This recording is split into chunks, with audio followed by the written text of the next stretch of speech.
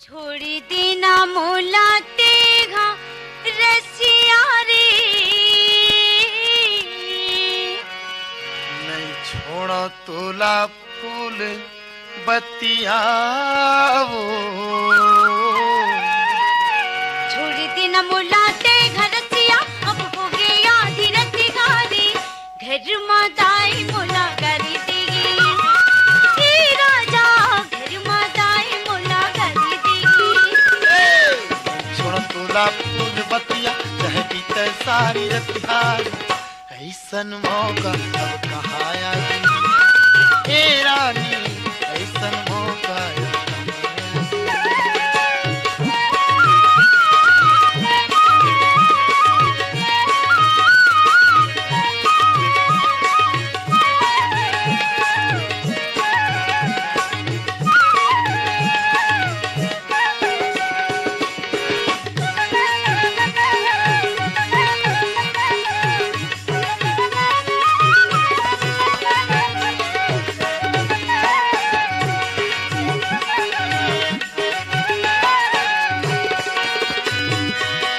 बढ़िया गोरा मा पाए हम मौका।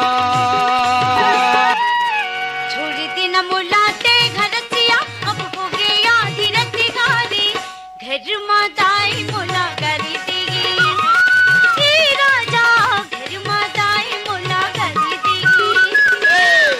छोड़ो तोला फूल बतिया चाहे बीते सारी रतिहार, ऐसन मौका अब कहाँ आई हे रानी, ऐसन मौका